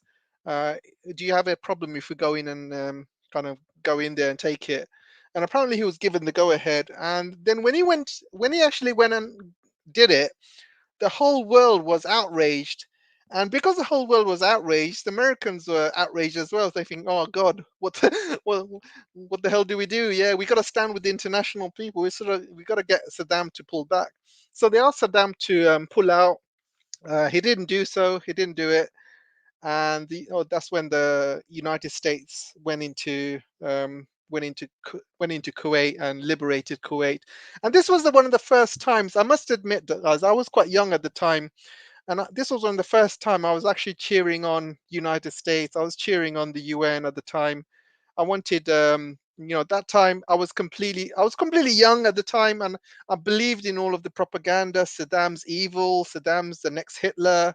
So that Saddam is the devil, and I believed in all that crap. And when I was young then as well, see, so that was my excuse. And I was cheering on the Americans. I was watching all of these Hollywood movies and Rambo and stuff. I was loving it. I was loving all of these Hollywood movies where Americans are the heroes. I believed in all that propaganda and crap when I was young. I grew up with 80s action movies. I was cheering on Sylvester Stallone. I was cheering on Arnold Schwarzenegger. I was cheering on. I was watching movies like Commando. Obviously Rambo. You know, great action movies of the 80s where they saved the world, and everyone else in the world is evil. The Americans are like basically the heroes. So yeah, I was actually supporting it, but then I started. Obviously, I grew up by the time the second Iraq War came up, and this is when I realized something's wrong. This is when I realized what the hell is all this propaganda and all of these lies? Because it all started when I saw stories about that Iraqi girl. No, sorry, not Iraqi, Kuwaiti girl who was lying about babies being pulled out from incubators and stuff like that. Well, obviously this story came out a few years later, and I was reading into that, and I was thinking, what the hell has happened here? And then they started making up these stories about weapons of mass destruction. They need to go into Iraq and liberate Iraq, liberate the Iraqis. And I was thinking, hang on a second, something's not right here. That can't be right. And then yeah, then the British, right? The British were the most stupidest. Like they were absolutely stupid, right? You have Blair. Blair was an absolute puppet. But one of the funniest thing about the British is there was a student, and this student was wrote this article about Iraqi weapons of mass destruction, which can hit UK in 45 minutes or something along those lines. And he wrote this thesis in his university. So somebody in the government got hold of this thesis, and they basically plagiarized it word to word, and they released it. This was the government white paper. They released it saying 45 minutes to death, basically, saying that Saddam has got the capability to fire a missile to UK in 45 minutes and everyone's going to die in UK. So basically, they copied this thesis word to word, and the original writer of the thesis basically came out and said, "Oh, hang on a second, this I wrote this out. I wrote this thesis. What the hell is it doing as a government white paper?" And he wrote this article, back then in the first Gulf War. He wrote, it's a very old thesis, and they basically used that as a pretext to go into war into Iraq the second time. I just couldn't believe it. I was thinking, what the hell are these British guys doing? They're absolutely a joke. They're absolutely a joke. That's when I started waking up to all of the lies. And obviously, I went to the central London where back then there was about 2 million people protesting for the Iraq war. You're not going to see anything like that today, guys, because since then the British public have been completely made dumb. Basically everybody's been fed lies from social media. Everyone's been controlled using reality shows, crappy TV, crappy social media. So you're not going to see the same level of intelligence back then when I was around when Iraq war was then. And back then, people were allowed to talk intelligently, people were allowed to give their views, people were allowed to have intelligent conversations and give you a different outlook on things. So it was allowed back then, but now they shut down anybody who speaks an alternative, if they want to speak the truth or alternative view to a certain situation, they will shut you down. The government will shut you down very, very easily. If you're on social media, they'll ban you. If you're on YouTube, they'll ban you. If you go to Speaker's Corner and talk about it, they'll arrest you. So they will basically shut you down at any single opportunity, and every single opportunity, if you want to speak an alternative view. And this is how they've been controlling the people. So we're never ever going to get the days back in the second Iraq war when you had over 2 million people marching in central London. You will never see that now. This is why now people are not marching into central London talking about an end to the Ukraine war. They're never going to do that. There are protests there, but they're very, very small minority people. Some people protest about the cost of living. Some people protest about the government. I mean, the pollution, things like that. But this is not related to the war in Ukraine. This is completely unrelated. People think that the cost of living is unrelated to what's happening in Ukraine. At the end of the day, you gotta put things in perspective. You gotta understand that one of the reasons the cost of living has gone up because of the sanctions UK has placed on Russia, and people don't seem to put two and two together.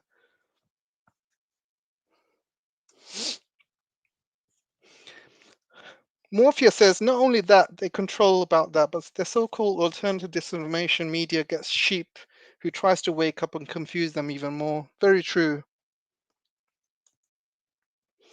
Morpheus, Miss Moneypenny, Alfred, Batman. What's all of these names? Am I missing something?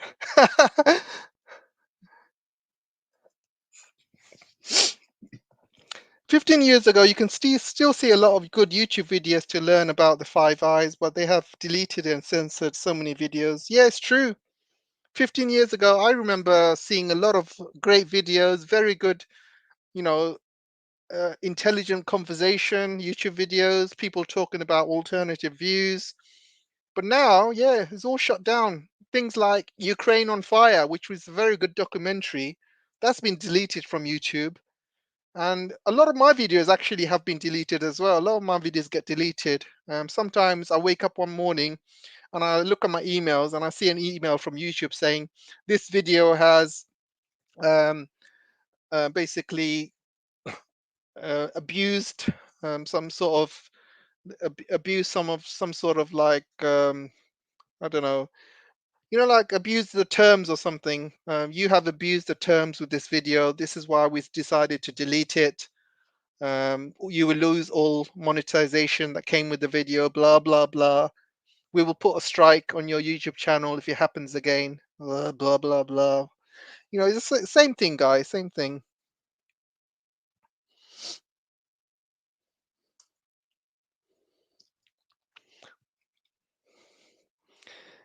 Um, I'm not AJ. I'm not Ajay, guys. Ajay is an Indian name. My name's AJ. It's not. My AJ is basically A and a J. So it's basically my name and a surname. So my middle name is an A, starts with an A, and my surname starts with a J. So I just put A and J together. But my name's not Ajay. Ajay is an Indian name. I'm not Indian, by the way. When will Prime Minister Sunak abandon the hostile policy towards PR China? I don't think he will ever abandon the hostile policy towards China because Sunak is controlled by the same people who control Boris and the same people who control Liz Truss.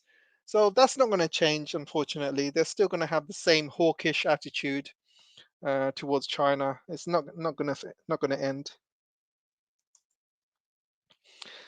Shadowless Kick says, AJ, be careful. YouTube has a 3-strike policy. Um, yes, I know. I believe I've got 1 strike already, so I've got 2 more strikes left, 3 lives left two more lives left. I mean, yeah, I've got one strike and two strikes left. So yeah, I don't know, guys. I think if I get three strikes, I might end my YouTube channel. I think that'll be it for me.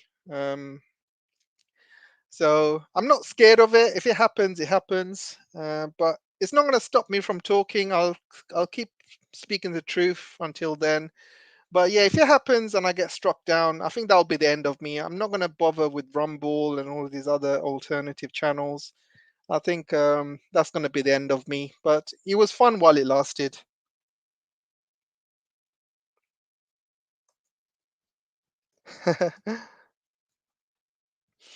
Angry antisocial doctor. I'm not interested in talk of fools and have no time to be putting a muzzle on them. HP Lovecraft. I love HP Lovecraft.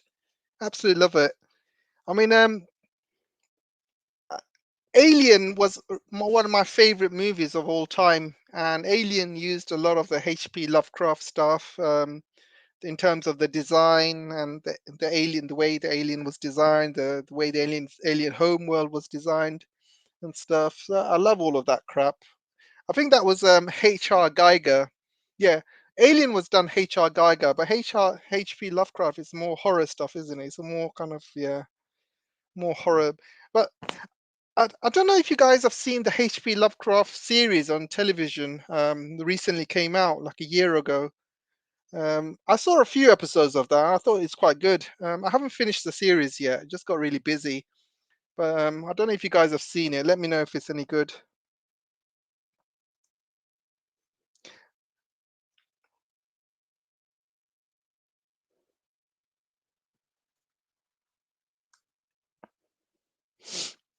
They will remove Liz Truss because she got exposed with the job done text to Blinken and blown up.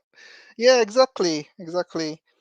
Yeah, Liz Truss was exposed, but to be honest, she was terrible. She was a terrible prime minister. She was just so stupid, and the British public basically knew she was stupid. She had to go, guys. I mean, the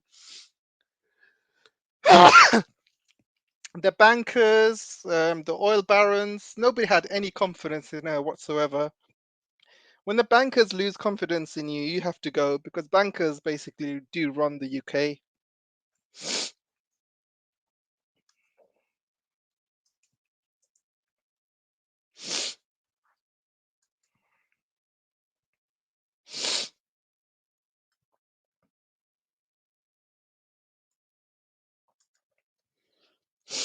Mike here from the jungle. Please hit the like button, support this man's work. Oh, thanks a lot. Appreciate it.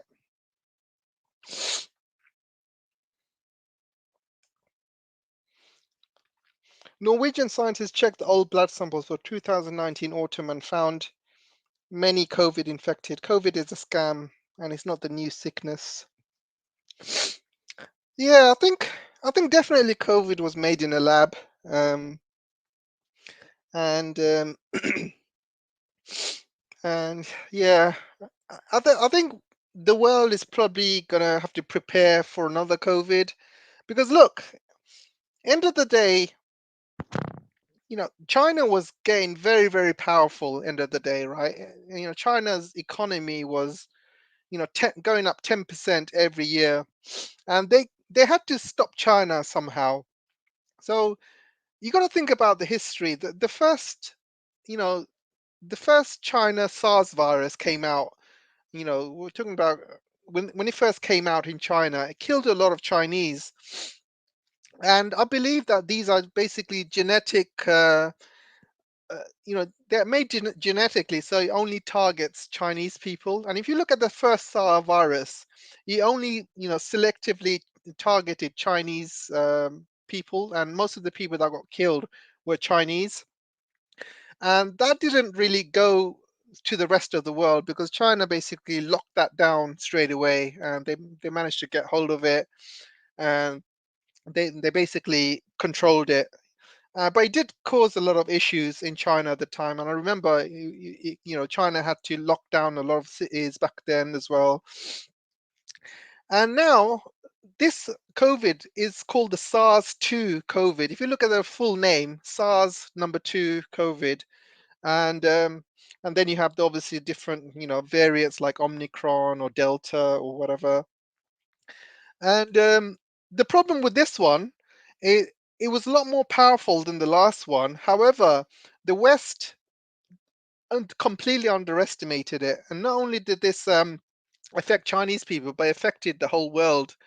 So you gotta look at the. I mean, I made some videos about previously where some guy was basically predicting this would happen to China 10 years ago. So he made this video 10 years ago that somebody from somewhere is gonna be putting all of these viruses to China to stop them growing, and they have been growing very, very fast. So the first SARS virus came, failed, but this SARS virus has been actually quite effective in stopping China's economy. China right now is basically trying to save lives, so they don't want to lose millions of lives like United States has. So instead, China has been locking down. So they have been sacrificing their economy just to save lives, and they have been under lockdown on and off for about 3 years now, while the rest of the world has been kind of opening up their borders and letting people die and stuff. But eventually the people manage to get themselves into what you call, if you have the virus, and eventually you will get immune to it. And this is what's happened in the West. Eventually a lot of people have become immune to it, because like myself, I came down with COVID twice. And because I've come down with COVID twice, actually, I'm pretty immune to it, to the stuff now. Um, so, so the rest of the West has been opening up the borders, but China does not want to open its borders up. I mean, its lockdowns up, because you have to understand China has got a huge amount of senior people living in China. Their old population is huge, and their population is much higher than the US. So if they completely open everything up, you know, you would see millions of deaths in China, basically, and they do not want that. And that would be a huge disaster for China. So this is why, they have to keep it under lockdown. They have to kind of try and protect their lives. And yeah, the economy is hitting China. But however, even though the economy has been hit, China is still making 3 to 4% gains in the GDP this year. The target was 5%, but they're still going to go between 3 and 4%. And consistently, they are still growing their economy because their exports have been going on time. They have been exporting stuff throughout the rest of the world, and their other other economies is actually doing well in terms of high-end manufacturing, AI, quantum. There's many like parts of Chinese economy which is doing very, very well. But the only thing's not doing well right now is basically the property market is not doing very well. And their property market was their main source of growth over the last 10, 20 years, but it's not like that anymore. But now China is using other parts for growths. But you got to understand, China has still got one hand behind its back, or maybe two hands behind its back. But once it's back to opening up again, you will see China growing to like 10% or more than 10% per year, because a lot of money people are actually saving in China. People are not traveling, they are staying at home, they are not going out spending. So once China opens up its borders, opens up um, ability for people to travel, you will see a lot of people spending money, and that's just going to shoot up GDP. But we'll see. I still think that there's going to be more viruses being dumped on China as well in the next few years, because you have to understand there's a lot of stories about people testing COVID stuff in labs. And I wouldn't be surprised if they've been testing COVID in Ukraine, to be honest. And I think Russia is still investigating that, but they're not going to know until this war is over. I believe Russia has managed to get hold of some labs, but most of the labs are near the Polish borders, I believe, and in around Kiev as well. So until we see an actual end to this Ukrainian conflict, and maybe these scientists who have been working in these labs can kind of share information with the Russians and give out all of the secrets. Until then, we won't know. But I believe Russia has managed to get hold of some of the labs, and they're still investigating. But we will see. We'll see what happens. But we haven't seen the end of COVID. I believe there might be another another version coming out over the next few years. Who knows? Something stronger, even. Um, but I do know that there are actively people testing the COVID virus. And there's been newspaper articles to prove it as well. There are people testing out new strains and things like that. So yeah, we haven't seen the end of it. I guarantee you that.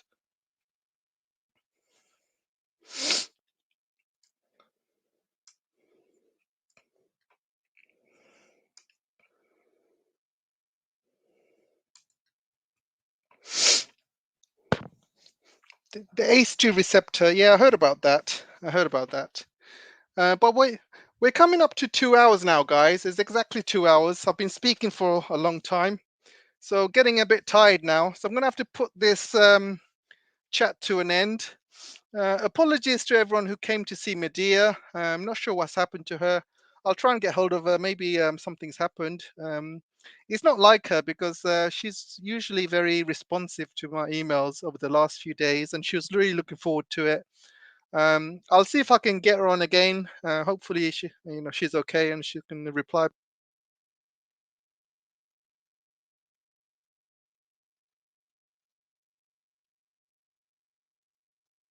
Thanks for everything, guys, and hopefully I'll see you soon, and we will touch base once again. We will catch up once again.